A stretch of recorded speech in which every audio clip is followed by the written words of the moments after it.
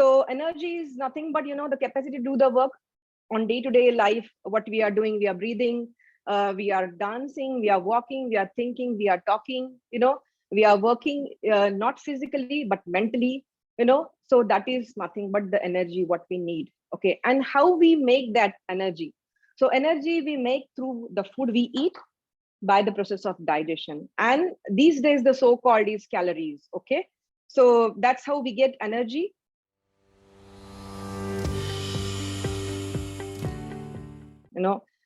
So energy is important in various metabolic processes, but the main metabolic processes are the three metabolic processes, which includes the essential body functions. Your each and every organ needs energy to function well, be it breathing or thinking, or maybe the respiration or the filtration, digestion. So these are the metabolic processes which are okay. Secondly, most important is the physical activity. So you have to think in that aspects, like, why we should not cut down calories, because even during resting period, your body needs 1200 kilocalories. The second thing is for growth and tissue repair. And so every day we go under the tissue repairing process, wear and tear process. So that's where the energy requires, but the main energy requires for the growth of the tissue.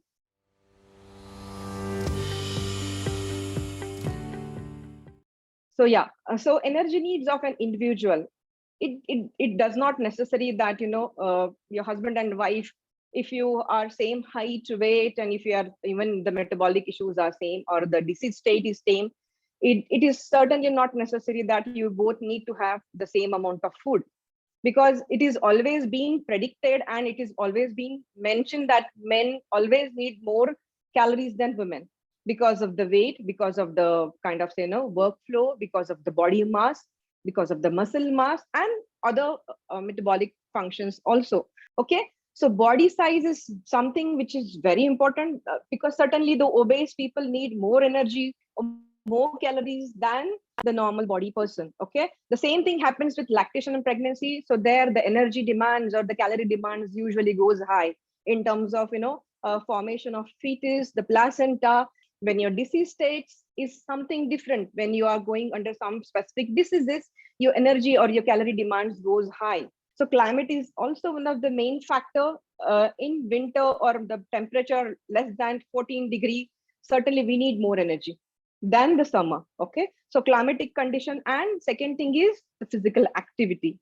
Okay, the person who is sedentary does not require those many calories what a person who is going through a kind of say heavy worker, for example a stone broker, or maybe or maybe the roadside workers or the heavy workers, they need high amount of energies to perform their daily functions than a person who is continuously sitting on the system and maybe doing their work. So certainly the energy distribution is different based on the conditions.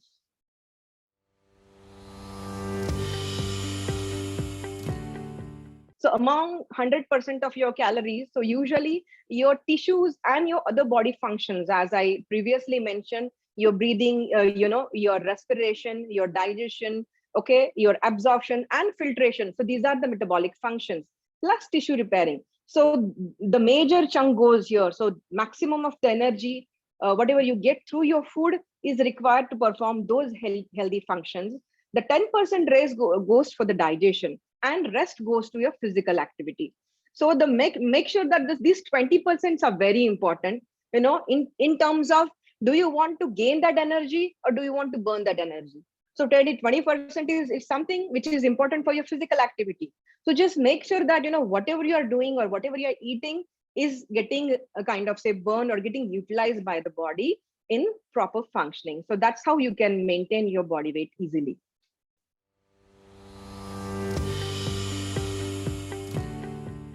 So what is the energy balance and what is the weight balance? So energy consumption by the body, okay, and energy utilized by the body should be equal. And that's how you can maintain your weight balancedly. If your calorie intake or if your energy intake is high, and if your calorie consumption or maybe the energy utilization of the body is low, certainly you will see the weight gain. If you are just eating throughout the day, doing nothing, just sitting in front of the system or TV, or maybe the performing a sedentary lifestyle, you're going to have weight gain. Okay. And in vice versa, when your calorie intake goes down and the energy utilization or the calorie utilization is very, very high, you will find there is a weight loss. Okay. So just make sure that this is something which is very useful figure to maintain your balanced weight. Make sure that your intake and output is equal. So whatever you're eating throughout the day, it is always good to burn that smartly. You have to deal with your weight loss in a smart way. See, there is no therapy at all in this world that it will give you quick weight loss and you can sustain that weight loss another 20 years. Okay, this is the basic method which everyone can follow, is your intake and output should be equal.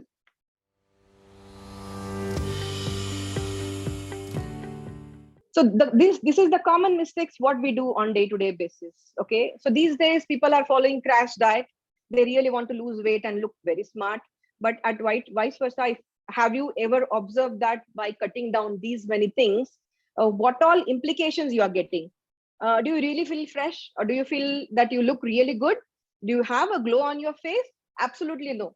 You will have a zero size figure, but at the end of the day, you will have different complications.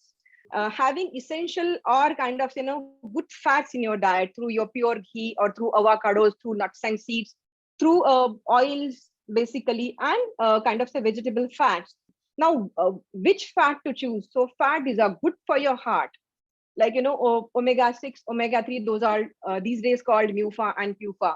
Okay, so those fats are really good, which protects your heart, which lowers down your bad cholesterol and increase your good cholesterol, and functions, it gives you healthy heart functioning. Secondly, sugar are the carbohydrates, and certainly these are the direct source of energy to your body.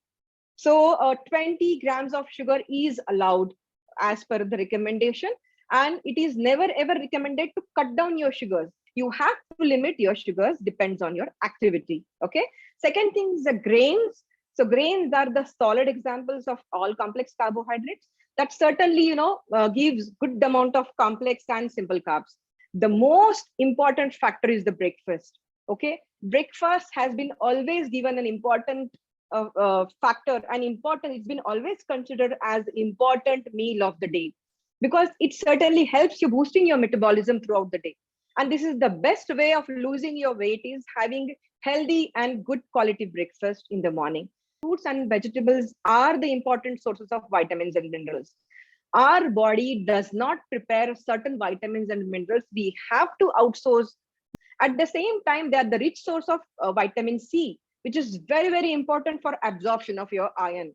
So these days, people are just taking supplementation, by going for iron tablets or just infusing ferrium. But you have to make sure that if you are taking vitamin C, good amount of vitamin C in your diet, whatever the iron you are getting throughout your food will certainly get absorbed by vitamin C. And until and unless there is no vitamin C, iron absorption will not happen. So you have to just make sure that for the fat soluble vitamins, vitamin A, E, D, and K. So these are the fat soluble vitamins. Until and unless you have good amount of fat in your diet, there won't be any absorption happening. The same way, until and unless you have vitamins in your diet, and absorption will not happen.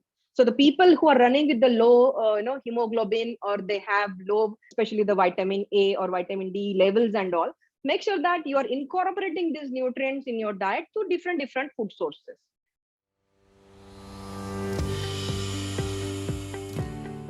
So low calorie diet is never ever be prescribed or can be taken, and this is not the sustainable solution for you to maintain your weight. So they won't be satisfied at all until unless they provide enough sufficient calories through their diet.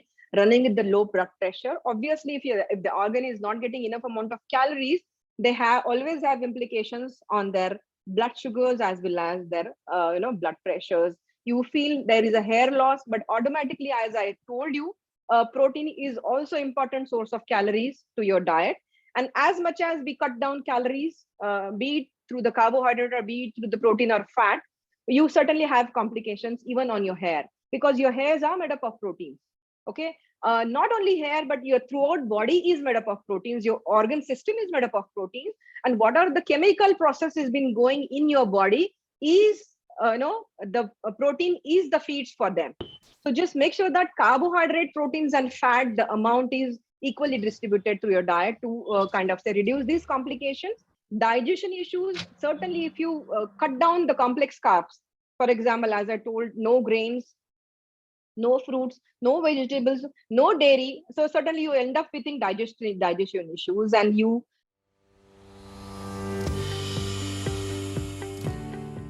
very, very clear. And just make sure that you're focusing on these 5 points that are very important. Eat your breakfast. As I told you, your breakfast should be enough healthy. As early as you wake up, make sure that no, rather than going for 10 o'clock breakfast, have as early as breakfast. So what your breakfast should incorporate, your breakfast should be, ideally, if you are a South Indian or North Indian, so whatever breakfast traditionally you prepare at home, you go for that. Okay, include fruits and vegetables. As I told you, have mid-morning fruits, have fruits as a mid-morning snacks. Always try to make sure that you are not combining your fruits with your meals, because certainly that will increase the glycemic load of your meal. Okay, if you're diabetic or if you're overweight, you are adding extra calories to your diet when you have your fruits along with the meals. Okay, and some of the fruits also interferes with the foodstuffs during the digestion process. So you might end up being with loose stools, or lot of bloating or gas formation. So just make sure that you are making fruit as a mid-morning snacks. Okay, just end up drinking just 1 liter of water, which is not sufficient to have a healthy functioning. Because water is very, very important to maintain your overall body temperature, your overall body pH. It keeps you hydrated. And second thing is, it's flush out all the toxins throughout your body. Okay, exercise regularly. That's very important. As I told you, that boosts your metabolism on day-to-day basis. Go for yoga, go for kind of a brisk walk, have at least half an hour, 45 minutes of walk, have target of kind of say burning, not losing your body weight, I would say, but it gives you a lot of strengthening and other positive effect throughout the kind of functions. Eat on time. That's very important. Never ever maintain a gap more than 2.5 hours in between your each meal, because there are way of burning those meals. Okay, and which will help you preventing overeating also. If you have just 3 meals, if you skip your breakfast, you end up eating extra on in your lunch. When you have heavy lunch, you skip your dinner, and the cycle goes on and on.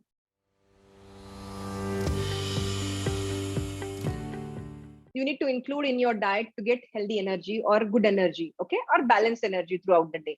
So I would say each and every food products, whatever we use on day-to-day basis, has good amount of proteins, had good amount of fats and carbohydrates. But as I told you earlier, moderation is the key. So never ever cut down any particular thing, or never ever have any excessive things. People do have excessive non-veg or excessive fats and butters or excessive sugars, where they end up having obesity. After obesity, certainly all those metabolic issues happens. For example, ended up with diabetic, hypercholesteremia, having hyperthyroidism. Once you have obesity, once you gain with your weight, certainly you will have the disturbed metabolism. Or maybe you can include fish than chicken, because chicken also involves high amount of fat. So if you are non-vegetarian, choose fish than chicken. Have everyday boiled eggs. Avoid as much as removing yellow, because yellow along with egg white is the great combination, and it's a complete protein sources, or I can say it's a complete food for any human being, because it has all the essential kind of amino acids in egg whites, but it gives biotin, it gives good fats, it gives a lot of vitamin E, vitamin D, and good cholesterol. So 2 to 4 eggs per day can be taken, but it has to be distributed throughout your day. As I told, beans and pulses, so certain vegetarian proteins are also important, because as I told, each and every food product does not give you complete nutrients or complete kind of a profile of nutrients. Each and every food groups have different sources of nutrients, that where you have to combine those nutrients in ideal form. So include your beans, includes your kind of pulses or grains in your diet to have different B vitamins, which are very important. Fats and oils, as I told you, choose good fats always. Fats versus oil, so you can mix both together, because the combination of MUFA and PUFA, you always find in both sources, but it has to be as minimal as, but it is required, as I previously mentioned, for your healthy functioning. As I told you, whole grains, these are the best source of carbohydrates, okay, and complex carbs also, and some amount of proteins are also there. And choose wisely, choose smartly those whole grains. These are very important. You can always have rice, but you can always cut down this kind of the portion of rice and combine, as I told you, more amount of pulses, more amount of salads or vegetables. So whatever the effect you are getting from rice will get compensated with such kind of nutrients. Nuts and seeds, as I told you, these are the richest source of proteins, vitamin D, calcium, and certain minerals which are really good in nuts and seeds, and good fats.